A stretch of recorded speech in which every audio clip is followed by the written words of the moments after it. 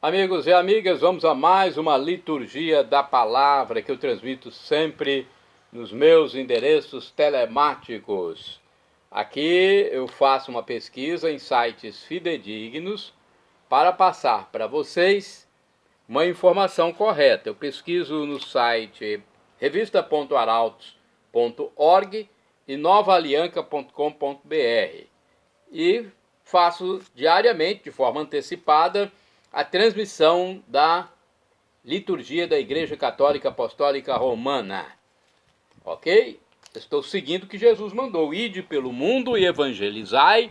O que de graça recebestes, deem também de graça. E eu sou também um ajudador dos presidentes de celebrações. São subsídios que eu forneço para eles.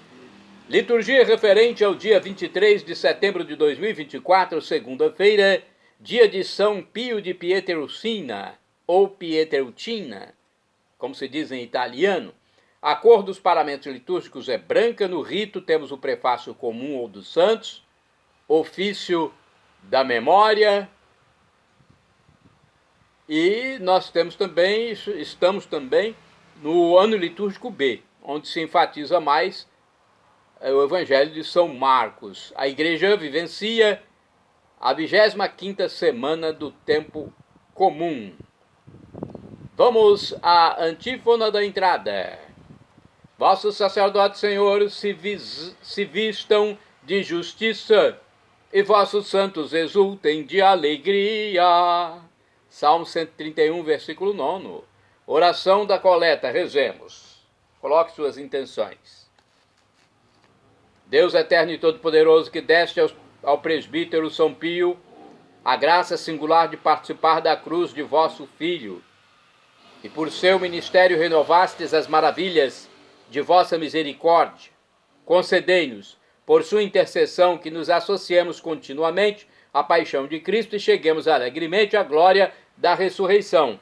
Por nosso Senhor Jesus Cristo, vosso Filho, que é Deus, e convosco vive e reina, na unidade do Espírito Santo, por todos os séculos dos séculos, assim seja.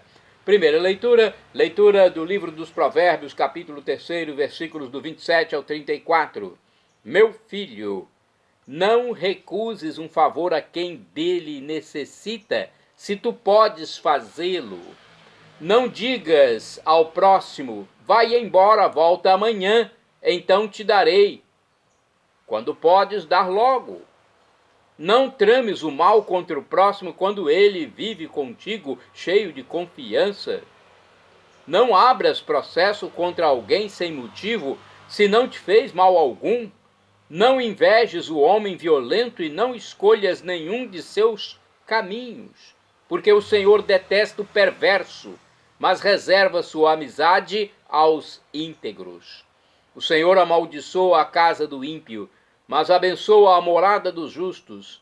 Ele zomba dos zombadores, mas concede o seu favor aos humildes. Palavra do Senhor, graças a Deus. Salmo responsorial é o Salmo 14 na Bíblia Vulgata e o Salmo 15 na Bíblia de tradução da mensagem hebraica, chamada Bíblia de Jerusalém. Versículos do 2º ao 3º AB, terceiro CD ao 4º AB, quinto, refrão 1º B.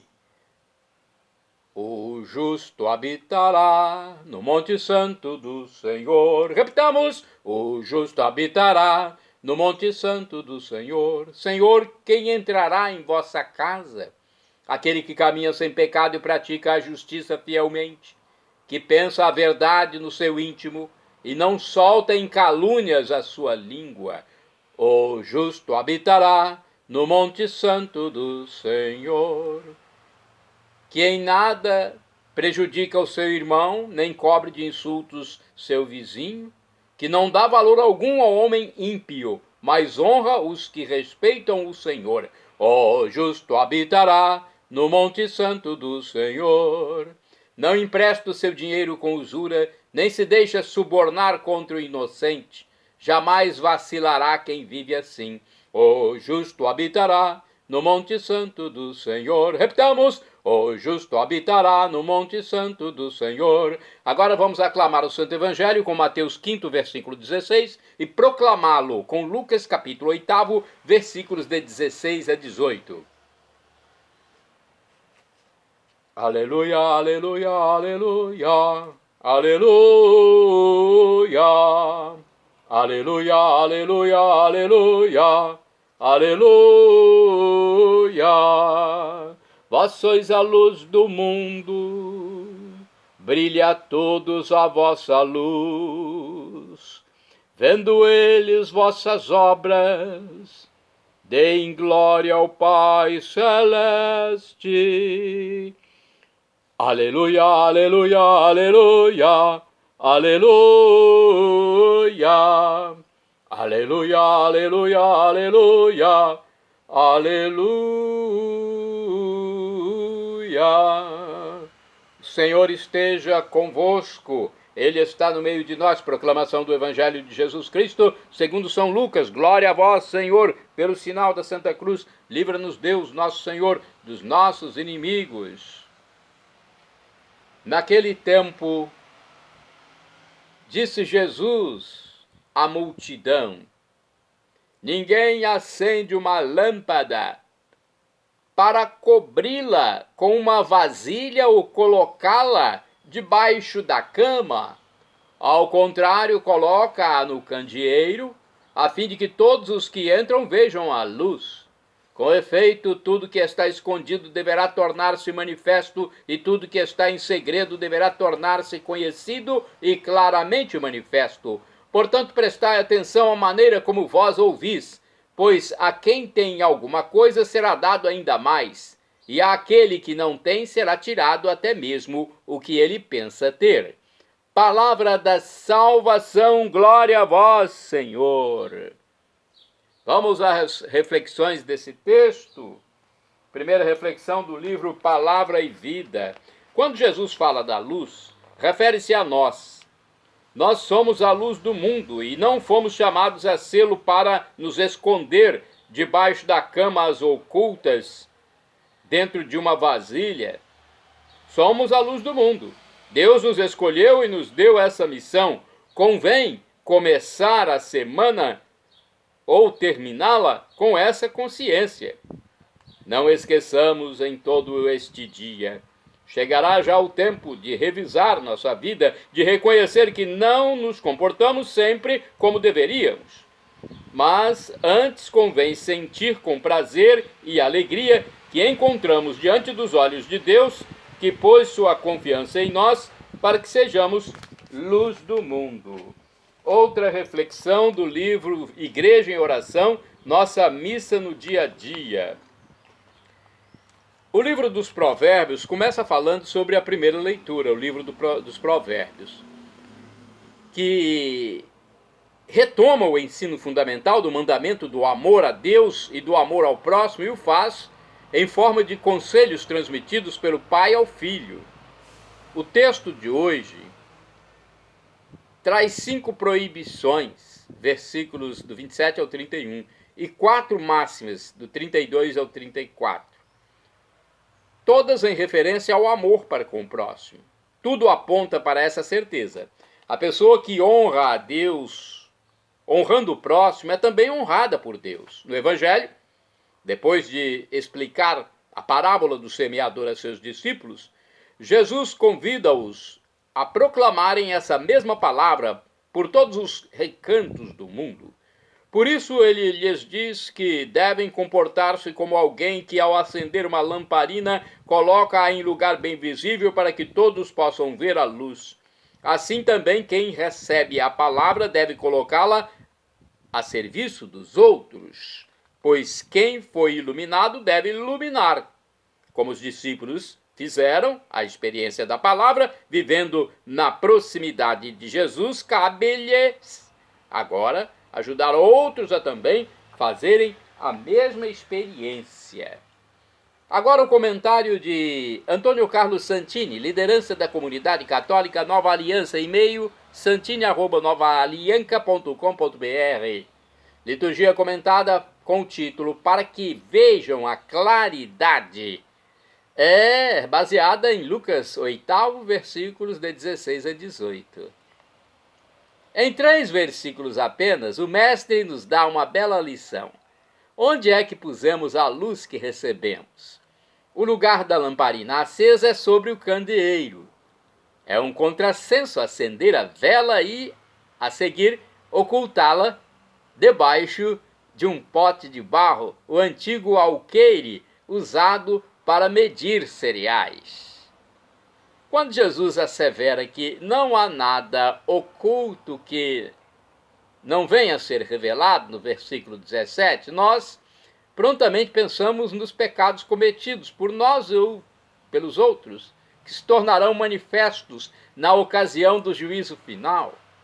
Esta leitura empobrece terrivelmente o ensinamento de Jesus. É preciso ler a mensagem em viés positivo. A ação do Espírito Santo em nossa vida, ainda que permaneça oculta por um tempo, acabará por se manifestar aos olhos do mundo.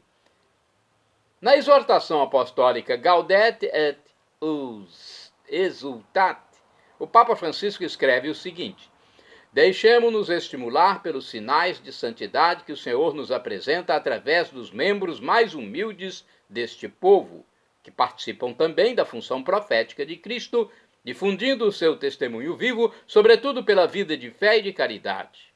Como nos sugere Santa Teresa Benedita da Cruz, pensemos que é através de muitos deles que se constrói a verdadeira história. Na noite mais escura surgem os maiores profetas e os santos. Todavia, a corrente vivificante da vida mística permanece invisível. Certamente os eventos decisivos da história do mundo foram essencialmente influenciados por almas sobre as quais nada se diz nos livros da história. É saber quais sejam as almas a quem devemos agradecer os acontecimentos decisivos da nossa vida pessoal, é algo que só conheceremos no dia em que tudo que está oculto for revelado. Pois é, o Papa se refere à santidade ao alcance de todos, sem excluir os leigos atarefados com os deveres de cada dia. E procura ampliar o nosso olhar a esse respeito. A santidade, diz o Papa, é o rosto mais belo da Igreja. Mas, mesmo fora da Igreja Católica e em áreas muito diferentes, o Espírito suscita sinais da sua presença que ajudam os próprios discípulos de Cristo. Por outro lado, São João Paulo II lembrou-nos que o testemunho dado por Cristo até o derramamento de sangue tornou-se patrimônio comum dos católicos, ortodoxos, anglicanos e protestantes. Na sugestiva comemoração ecumênica que ele quis celebrar no Coliseu durante o jubileu do ano 2000, defendeu que os mártires são uma herança que fala com uma voz mais alta do que os fatores de divisão. Assim se pronunciou, então, o Papa Francisco. Muita gente já perdeu a esperança, porque ainda escondemos a nossa luz, hein? Orai sem cessar, irmãos. Senhor, na tua luz veremos a luz. Salmo 36, versículo 10. Vamos aos santos do dia. O santo cuja missa deve ser oficiada em sua memória é São Pio de Pietrelcina. Ele é presbítero, ou seja, padre, sacerdote. Faleceu em 1968. Memória obrigatória no Brasil e facultativa em Portugal. Da Ordem dos Frades Menores Capuchinhos, foi um extraordinário taumaturgo, ou seja, um homem que intercedia e com isso surgiam milagres de Deus pelas suas mãos. Foi apóstolo do sacramento da confissão também.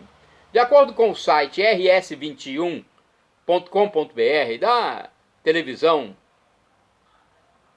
Rede Século XXI, herdeiro espiritual de São Francisco de Assis, o Padre Pio de Pietrelcina foi o primeiro sacerdote a ter impresso sobre seu corpo os estigmas da crucifixão de Cristo, claro. Ele é conhecido em todo o mundo como Frei estigmatizado. O Padre Pio, a quem Deus deu dons e carismas, se empenhou pela salvação das almas. Suas intercessões providenciais junto a Deus foram para muitos homens causa de cura do corpo e motivo de renovação do espírito. Ele se chamava Francesco Forgione. Nasceu em Pietrelcina, província de Benevento, em 25 de maio de 1887, numa família humilde, tendo como pais Grácio Forgione e Maria Giuseppa de Núncio, que possuíam outros filhos. Desde menino, Francesco tinha o desejo de consagrar-se a Deus. Narra a mamãe Pepa. Não cometeu nunca nenhuma falta, não tinha caprichos, e sempre obedeceu a mim e a seu pai. A cada manhã e a cada tarde ia à igreja visitar a Jesus e a Virgem. Durante o dia não saía nunca com seus companheiros. Às vezes dizia, a mãe falando, Franci, vá um pouco a brincar. Ele se negava dizendo, não quero ir porque eles blasfemam. O Padre Pio, desde 1892, quando tinha apenas 5 anos, viveu já suas primeiras experiências místicas espirituais. Os êxtases e as aparições foram frequentes, mas, para o menino, pareciam serem absolutamente normais. Em 6 de janeiro de 1903, quando tinha 16 anos, entrou como clérigo da Ordem dos Capuchinhos. Foi ordenado sacerdote na Catedral de Benevento a 10 de agosto de 1910. Esteve em vários conventos por motivo de saúde. A partir de 4 de setembro de 1916, chegou ao convento de San Giovanni Rotondo, onde ficou até 23 de setembro de 1968, dia de seu falecimento. Nesse longo tempo, iniciava seus dias despertando muito antes da aurora, dedicando-se à oração, visitava diariamente por horas a Jesus sacramentado, preparando-se para a Santa Missa, e daí tirou as forças necessárias para o seu grande trabalho com as almas, levando-as até Deus no sacramento da confissão. Atendia confissões por até 14 horas diárias. Um acontecimento marcou a vida do Padre Pio. Na manhã do 20 de setembro de 1918, quando, rezando diante do crucifixo da igreja, recebeu o presente dos estigmas. Os estigmas, ou feridas, foram visíveis e ficaram abertos e sangrentos por meio século. 50 anos, gente. Este fenômeno extraordinário chamou a atenção dos médicos, estudiosos, jornalistas, enfim, de toda a gente comum, que no período de muitas décadas foram a San Giovanni Rotondo para encontrar o santo frade. Sobre o aparecimento dos estigmas, disse ele, o que senti naquele instante em mim, não sabia dizê-lo.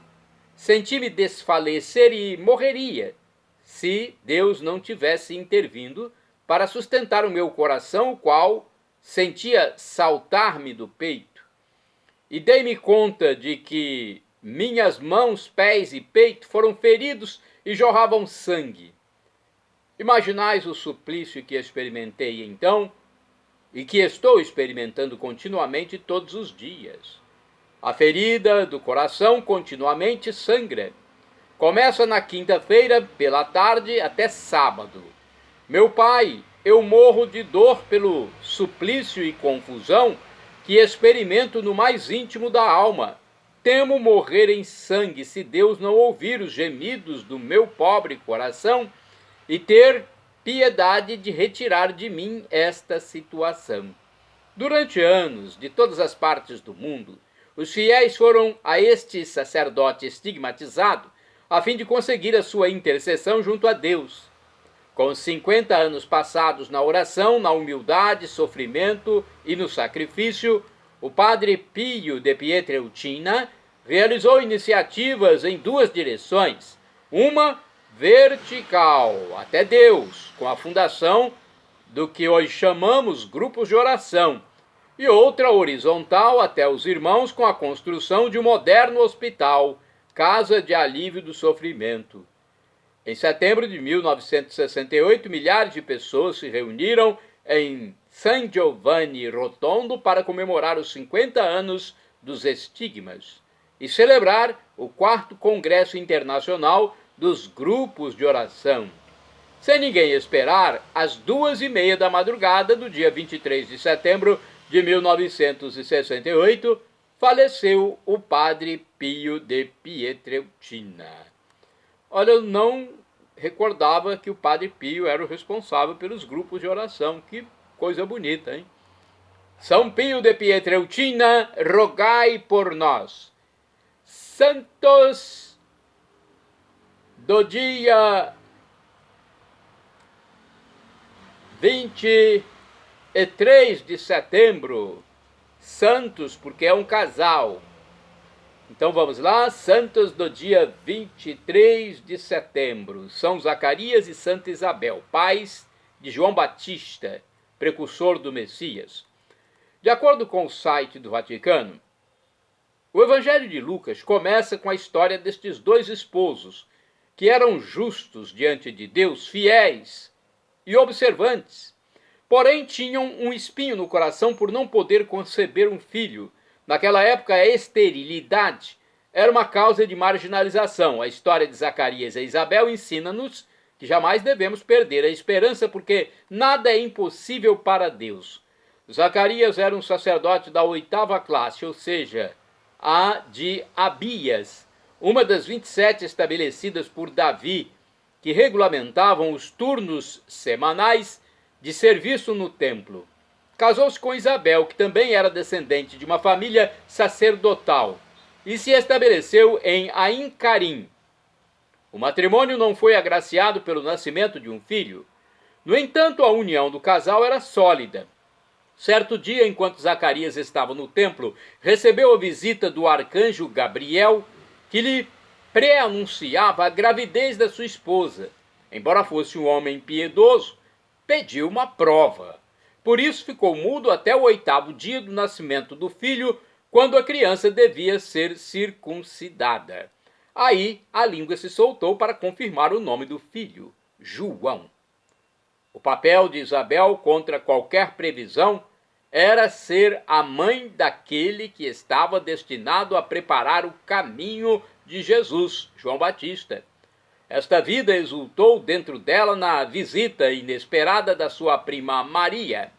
A Virgem também havia recebido o anúncio do anjo, ao qual disse sim imediatamente. Eis o encontro de duas mulheres que traziam no ventre a história da salvação. Quando Zacarias voltou a falar, pronunciava louvores a Deus, o Benedictus, também conhecido como Cântico de Zacarias. Bendito seja o Senhor Deus de Israel, porque visitou e redimiu seu povo, fez nascer por nós um poderoso Salvador da casa de Davi, seu servo, como havia anunciado pela boca de seus santos profetas desde o início dos tempos. E prossegue esse bonito cântico de Zacarias. São Zacarias e Santa Isabel, rogai por nós. Agora vamos a outro santo de 23 de setembro. São Lino foi papa. São Lino, papa e mártir, foi o segundo papa da história, escolhido pelo próprio São Pedro. De acordo com o site do Vaticano, Lino, filho de Herculano e natural da região de Toscana, na Itália, estudou em Volterra e depois se transferiu para Roma. Ali conheceu São Pedro e se converteu ao cristianismo. Santo Irineu de Lyon diz que São Paulo e São Pedro lhe confiaram a função de bispo e o identificou como o personagem mencionado na segunda carta a Timóteo. Eusébio de Cesareia reitera tal identificação. Lino foi bispo de Roma depois do martírio dos 2 apóstolos. Todos os elencos dos bispos de Roma preservados citam seu nome depois de Pedro. Antes de tornar-se bispo, Lino viveu sob a perseguição desencadeada pelo imperador Nero contra os cristãos. No início do seu pontificado, o Império Romano passava por uma fase de turbulência com a morte dos 3 sucessores imediatos de Nero. 2 foram assassinados, enquanto outro se suicidou. No ano 69 d.C., Vespasiano chegou levando ordem. Seu filho Tito acabou com a revolta judaica e destruiu o Templo de Jerusalém no ano 70 d.C. Naquele período, Lino começou a organizar a igreja, ordenou bispos e sacerdotes e impôs algumas normas, entre as quais a obrigação de as mulheres participarem da Eucaristia com véu na cabeça. Aqueles também eram anos de contendas com a escola de Simão Mago e os ebionitas, judeus cristãos que praticavam a observância da lei mosaica. São Lino é venerado como mártir e foi sepultado na Colina Vaticana ao lado do apóstolo Pedro. Santo do dia 23 de setembro, Santo Adamnano de Iona, presbítero, ou seja, padre e abade, faleceu em 704. Adamnano foi um profundo conhecedor das Sagradas Escrituras e infatigável defensor da unidade. Convenceu muitos escoceses e irlandeses a celebrar a Páscoa, segundo o costume romano. Santa do dia 23 de setembro, Beata Helena Duglioli, viúva, faleceu em 1520, nasceu em Bolonha, Itália. Em sua juventude quis consagrar-se ao Senhor. Diante da oposição de seus familiares, foi obrigada a casar-se. Após a morte de seu marido, dedicou-se às obras de caridade. Santos do dia 23 de setembro, Beatos Cristóvão, Antônio e João, mártires, faleceram em 1527 ou 1529. Jovens indígenas, mortos em Tlaxcala, no México. Antônio e João foram mortos durante a primeira evangelização da América. E isso aconteceu porque eles ajudavam a propagar a fé cristã. Santa do dia 23 de setembro, Beata Maria Emília Tavernier, religiosa, faleceu em 1851. Depois da morte do marido e de seus 3 filhos, fundou a Congregação das Irmãs da Providência em Quebec, no Canadá, para o cuidado de órfãos e doentes mentais. Santa do dia 23 de setembro, Beata Bernardina Jablonska, virgem, faleceu em 1940. Foi fundadora da Congregação das Irmãs Servas dos Pobres em Cracóvia, Polônia. Bernardina Jablonska ou Jablonska, foi filha espiritual de Santo Alberto Chmielowski. Santo do dia 23 de setembro, Beato José Stanek, presbítero, ou seja, padre, sacerdote e mártir, faleceu em 1944. Foi um religioso da Sociedade do Apostolado Católico, preso e enforcado em Varsóvia durante a Segunda Guerra Mundial. Shalom Adonai é uma expressão hebraica que significa a paz de Deus, é o que eu desejo para todos vocês. El Shaddai, também do hebraico, significa Deus onipotente, Deus todo-poderoso, Ele proverá aquilo que você deseja, se for para o seu bem. O professor e escritor de mais de 100 livros na Igreja Católica, Felipe Rinaldo Queiroz de Aquino, em seu canal no YouTube, onde nos esclarece muita coisa.